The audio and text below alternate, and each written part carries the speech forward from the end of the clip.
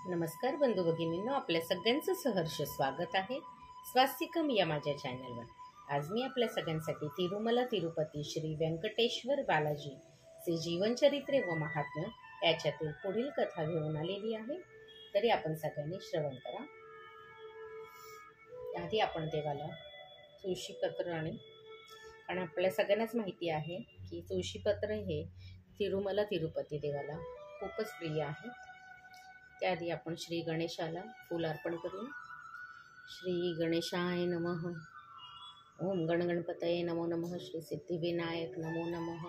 अष्टविनायक नमो नमः। गणपती बाप्पा मोरया।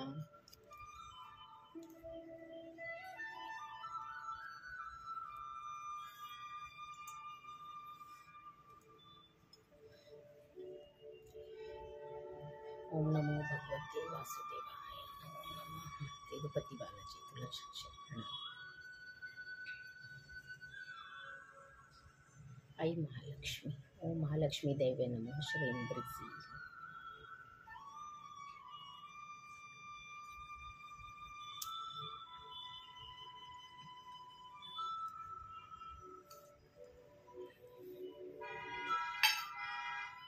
देवाला नैवेद्य अर्पण करूया।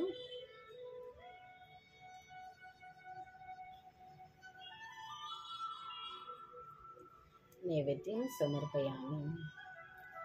नैवेद्यं समर्पयामि। नैवेद्यं समर्पयामि।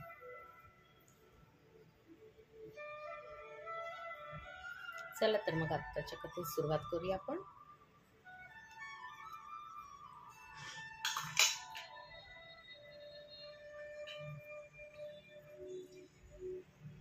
तिरुपती बालाजी तुला शिक्षण प्रणाम।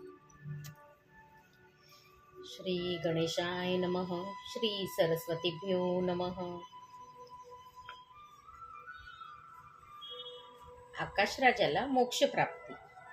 अशा प्रकारे पद्मावती श्रीनिवास अगस्त्य महर्षींच्या आश्रमात दिवस घालवित असताना एके दिवशी नारायणपुराहून कोलाहल आला।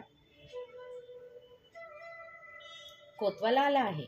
कोतवालाने श्रीनिवास पद्मावतीला पाहून दुःखित होऊन सांगता झाला, हे स्वामी, माझे महाराज आकाशराजा अचानक आजारी पडले आहेत। आपणाला पाहू इच्छितात। आपण लवकर चला। असे कोतवालाचे सांगणे ऐकून श्रीनिवास पद्मावती बकुलादेवी आणि अगस्त्य महर्षी नारायणपुरास निघाले। इकडे आकाशराजाला बेहोश झालेला पाहून राणी धरणी देवी पद्मावतीला मिठी मारून रडू लागली। श्रीनिवास राजाची स्थिती पाहून दुःखित झाले। आकाशराजा हळूहळू डोळे उघडून श्रीनिवासाला पाहून म्हणाले, हे गोविंदा परधामा, तुझ्या दर्शनाने मी धन्य झालो आहे। आता मला कशाची चिंता नाही, परंतु माझी एक विनंती आहे। माझा मुलगा वसुदान आणि भाऊ तोडमान हे दोघेही अज्ञानी आहेत, त्यांची रक्षा करा। अशा प्रकारे म्हणत आकाशराजाने डोळे मिटले। श्रीनिवास आकाशराजाची अंत्यक्रिया करवली। राणी धरणी देवी पण आपल्या पतीबरोबर सहगमन झाली।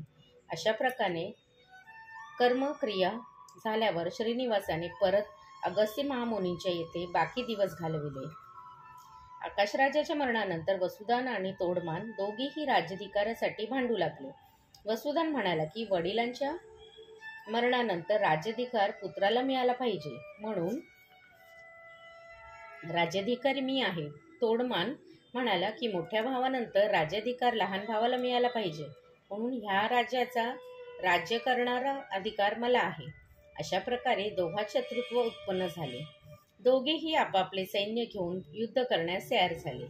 श्रीनिवासाची मदत मागण्यासाठी दोघेजण श्रीनिवासाला जवळ आले। श्रीनिवासाने दोघांचे स्वागत करून दोघांचे मनोगत जाणता झाले। श्रीनिवासाने दोघांना समजावून सांगितले, परंतु दोघेजण सहमत झाले नाही। शेवटी युद्ध हे निश्चित झाले। तोडमानास आपला शंख चक्र देऊन स्वतः वसुदानाच्या पक्षात सामील झाले। तोडमान शंख चक्र घेऊन युद्धाच्या तयारीस लागले। वसुदान पण श्रीनिवासासहित रणांगणात पोहोचले।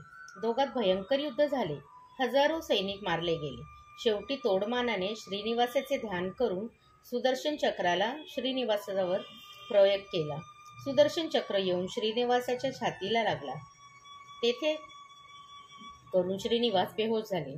ही वार्ता ऐकून पद्मावती रणभूमीवर येऊन पोहोचली आणि पतीची सेवा करू लागली. थोड्या वेळानंतर श्रीनिवास बराच झाले.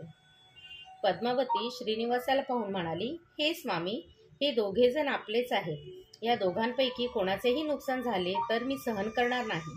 राज्याचे 2 भाग करून दोघांना समान वाटून देऊन युद्धाचा शेवट करा. पद्मावतीच्या म्हणण्याप्रमाणे श्रीनिवासाने तोडमान आणि वसुदान दोघांची समजूत घालून राज्याची 2 समान वाटणी केली आणि दोघेही आपले राज्य घेऊन आनंदाने राज्य करू लागले. श्रीनिवासाने 6 महिने अगस्त्य महामुनींच्याकडे घालवून मुनींचा आशीर्वाद घेऊन पद्मावती बकुलमातासह शेषाचलास पोहोचले. नंतर शुभ दिन पाहून तोडमानास बोलवून म्हणाला, हे भक्ता तोडमान, तू पूर्वजन्मी रंगदास नावाचा भक्त होतास. त्यावेळी तू फार विषय लोलूप होतास, म्हणून ह्या जन्मी तुला राजा बनविले.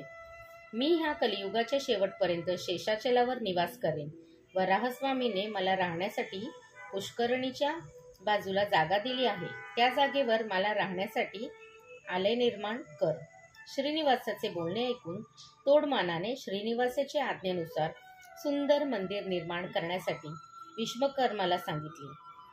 मंदिरात लहान लहान मंडप, स्वयंपाकघर, गजशाला, गौशाला, अश्वशाला आणि गोपुरे निर्माण केली.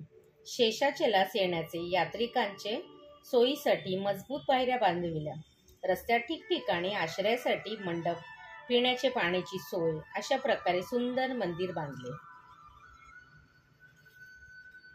श्रीनिवास मंदिर पाहून आनंदित झाला. मंदिरात प्रवेश करण्यासाठी शुभ मुहूर्तावर ब्रह्मा, शंकर आणि देवतांना बोलवून मुनी लोक वेद पठण करीत असता श्रीनिवासाने पद्मावती बरोबर मंदिरात प्रवेश केला.